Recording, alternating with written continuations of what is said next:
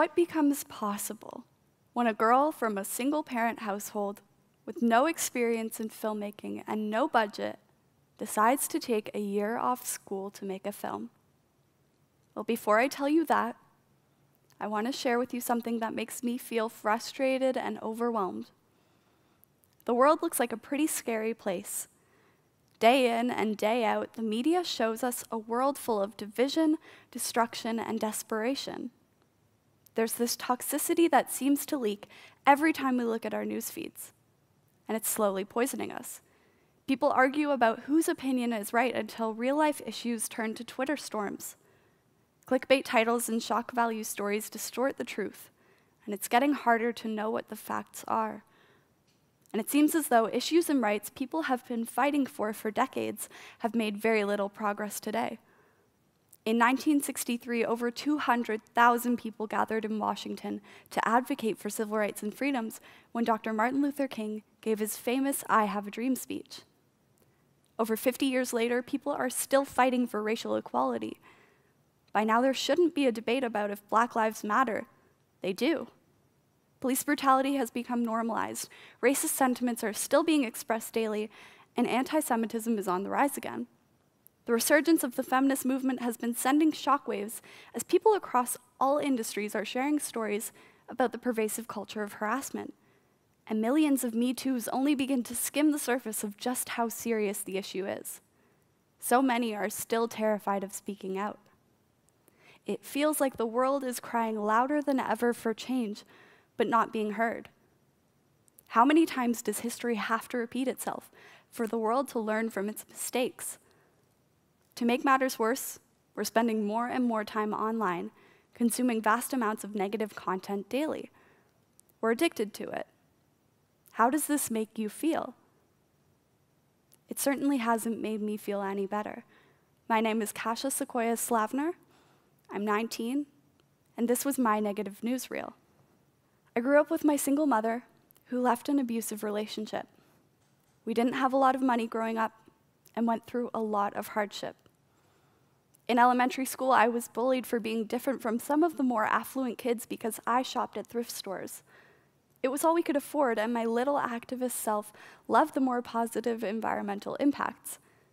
And although I was proud of this, some of my classmates shamed and tormented me for it. My teacher even made a phone call home once to my mom, suggesting I shouldn't talk about this with the other kids. She feared I'd be further bullied for it. You know how some people make you feel that no matter what you do, being who you are just isn't good enough? That's exactly how I felt. I lost the courage to be my true self. I played this reel over so many times in my head, I felt the light in me start to dim. But my mom used to do something really special for me. Every morning before school, we'd cross a big football field, and halfway through, we'd always pause. She'd tell me to close my eyes and tilt my head up towards the sky like a sunflower. And then she'd remind me to take the sun in my soul. She did this so I could carry that feeling of warmth and hope throughout the rest of my day. Growing up feeling injustices, I naturally became passionate about social justice issues at the age of 8. And as I approached my early teens, I started to feel a lot of pressure. I began to feel this bad news narrative change me. The weight of the world was displayed on my screen and sitting on my shoulders. The issues bombarded me daily. Mass shootings so frequent I lost count, images of war in other countries, climate change progressing at alarming rates. With all that was going on in the world, I began doubting my ability to make a difference. I started to ignore the news, and I struggled with regular panic attacks. The weight of the world was too much to handle, and I slowly became desensitized to what I was seeing. Then, at 14, I decided I'd had enough. There was a piece of the story that was missing. Before entering high school, I attended a youth leadership camp with the Canadian Voice of Women for Peace. Every year, the organization sent delegates to a United Nations conference on gender equality. And the next year, my mom and I were selected to go. I could never predict just how this trip would change my life. There were 6,000 social justice advocates from every continent in the world there. I met so many intelligent and compassionate people working for social change in their own communities. They shared heart-wrenching stories with me about the complex issues they were facing and showed fierce determination in finding solutions to them. Their passion and dedication sparked something in me. The energy at this conference was electric. The air was charged with hope. And I left with a reignited passion for social justice that I had lost once before. This trip would soon become the catalyst for an even bigger dream and wake-up call. It was one thing to hear these stories, but I knew I also had to see where these stories lived. What would become possible if I could share these stories with the world? I decided I had to use my passion for film and photography to do something, and I didn't want to just make any old film. I wanted to make a film that would change the world. And somehow I knew this might counteract all the negativity in the media I was so accustomed to seeing. This was the side of the story I knew was missing. So, as we returned home from the UN, I worked up the nerve to pitch this crazy idea to my mom. My heart pounded in my chest as I asked her if I could take a year out of school to travel the world and make a documentary. She didn't say yes immediately, but she didn't say no either. So 2 months later, we were sitting in the car on the way to school, and my mom turned to me and she said, "Kasha, are you still serious about this idea?" I said yes within a millisecond. And to my surprise, she agreed that if I could find a way to raise the money, we would find a way to make it happen. So not only did I have a vision, but I had one person to believe in me. And together we took a leap of faith. I set out to make a documentary about resilient role models in the global community who were making a difference despite all odds. On my 16th birthday, after a year of fundraising, we hit the road for 6 months, not even having enough money to return home, by the way, but we didn't let that stop us. I sat and I stared out that tiny airplane window on the way to Johannesburg, South Africa, and I watched the sun rise from the darkness. I was equally terrified and excited for this journey we were about to embark on. I'll never forget my first interview. In a township on the outskirts of Cape Town, I was introduced to 17-year-old Michaela. She described the reality of living in her community to me as we sat in her under-resourced school library.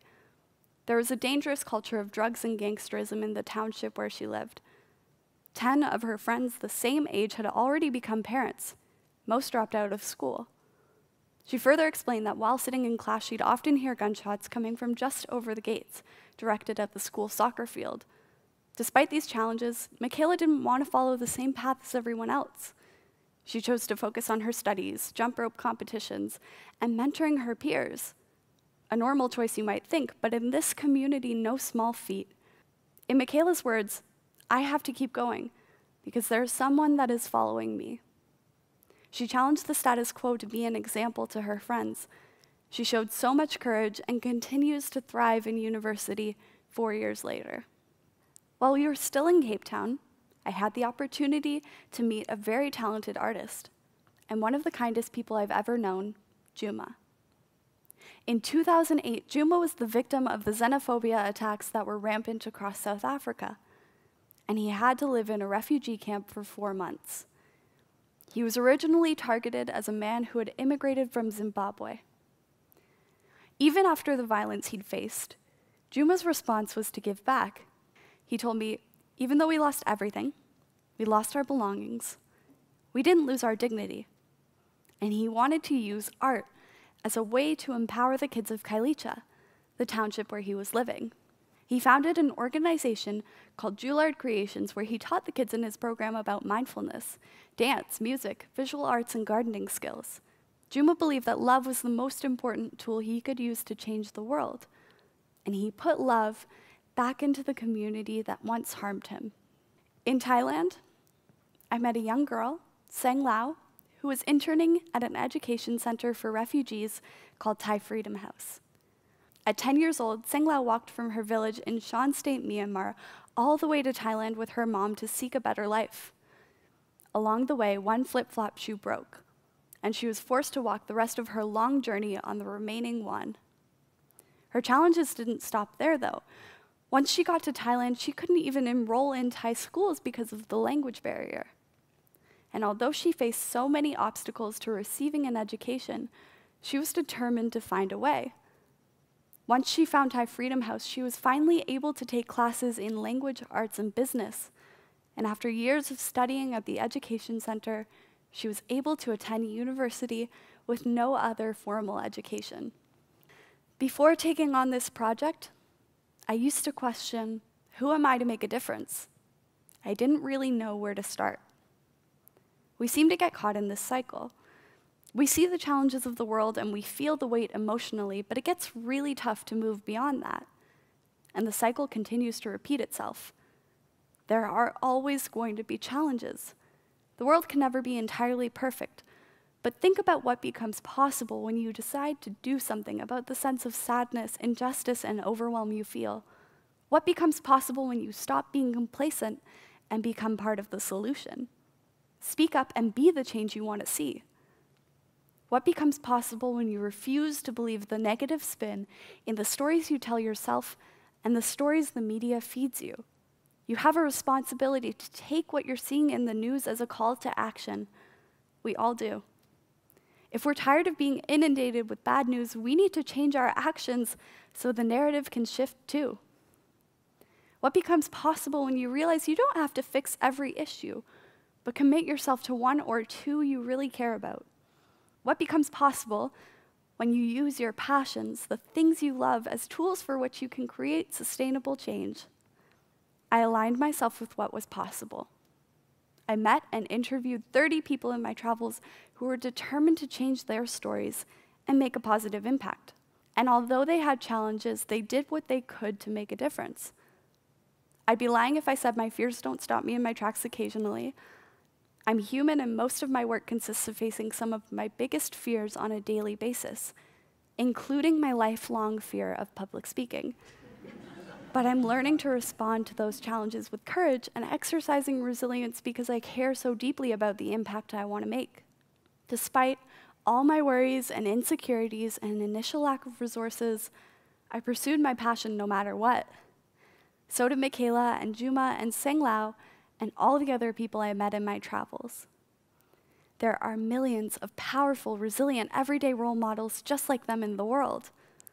Nothing stops them, and nothing can stop any of you either. What becomes possible when you decide that you are unlimited? Anything becomes possible. There's this quote that inspires me when I'm stuck. It's by Norman Vincent Peale, and he says, "Become a possibilitarian. No matter how dark things seem to be or actually are, raise your sights and see possibilities. Always see them, for they are always there." Now, as my mom would say, go and take the sun in your soul. Thank you.